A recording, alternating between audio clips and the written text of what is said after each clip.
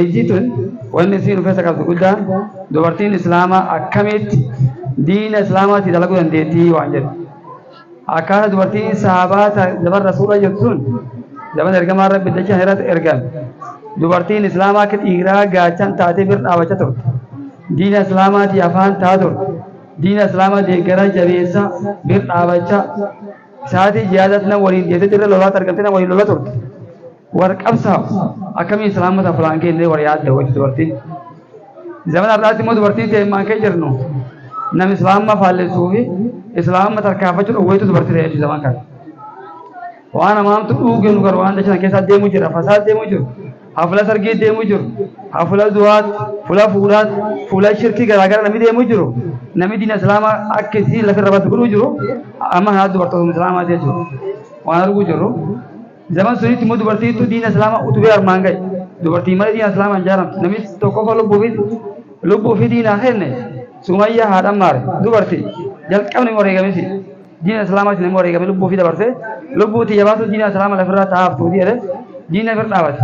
Diina islaamaatti qabsaa'uun diina islaamaatti hojjechuun waan rabbii walitti dhiyeessaati waan sadarkaa hawaasaa ol fuudhaati jechuudha. Yoo dubartiin diina islaamaatti ol ejjite dhaltii ilmaan keessa gayyaatu ijoollee mana keessa gabbaatti ilmaan islaamaa ta'uun isii shakkii qabu.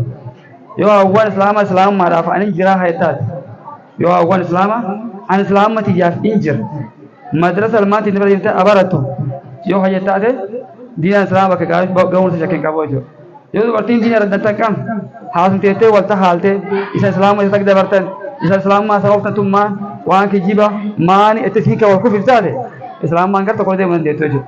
Yoo deeman islaamummaa haamatan taate yoo namni islaamummaan deemu haamatan taate yoo islaamummaa waliin kaa waqasan taate islaamummaan deemuu dandeetti hin dandeettu.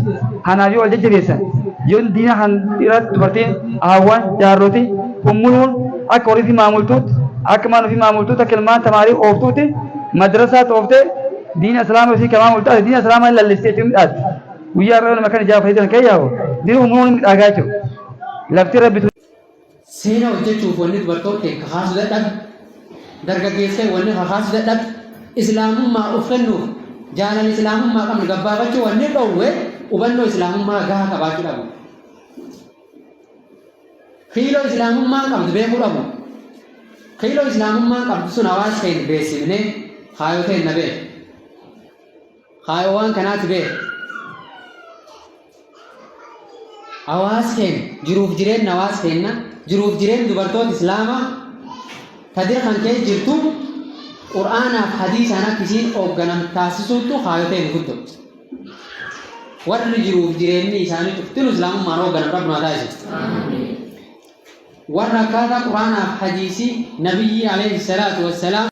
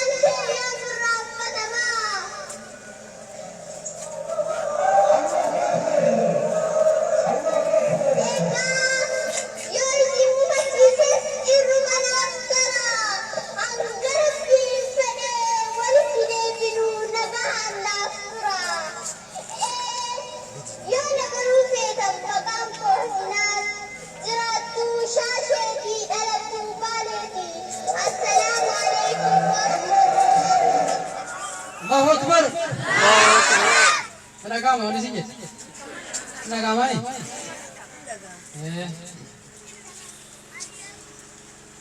Silawan dubartumat baya khajane ustaz ni keenye. Hospitaala dubartii qofti dubartii itti barachuudhaaf teennaa akkana deemi. Dhaabbata kana dubartoota kana waliin gurmaa'ee namni tokkochi Abdiisa Muhammad namidha. Haysina keessatti dubbachuun hundeessee waan akkas gaa'u jabee jechuudha. Kanaaf uminiti agan geet nami agan gaw islaamaa fi hojjannaa hawaas keenya rakkoo inni keessa jiru keessa baamnaa rakkoo islaamummaa tagargara hawaas keenya harka qaba keessa baamnaa jedhanii yookaan wanni rabbiin hin gargaarreef hin jirtu tokkolleen hin jirtu armirraa kaatanii aanaa keessan guutuu fayyaduu dandeettan asii kaatanii fakkeen gaarii taatanii akka godinaaf fakkeen guutuu ta'uu dandeettan maqaa gaarii qabatanii yoo wal jaalatan yoo wal kabajjan yoo wal dhowwaatan yoo waa waliin jedhan hojiirra oolchan bilaashaa miti akkuma reefu baasii keenya keessa jirtan hubatanii namni tokko lama rabbiin mul'isee galcheefi akkamta rakkoo tana waa islaamaa qabnu waliin qoodanne walii gurmuu taane keessa baana waan jedhaan namaa yaa'u jira jechuudha. Akkas ta'uu yoo beekanii walirraan fudhatin akkas ta'uu yoo beekanii hojiitti hin jijjiirin borillee akkanuma iftaan agana iyyuu geetti. Borii iftaan sun immoo hin jirru rabbi callaa beeku. Kanaaf akka gaabbii nutti hin taane tokkoon keenya baktee nuti amaanaa ofitti haa goonu tursi.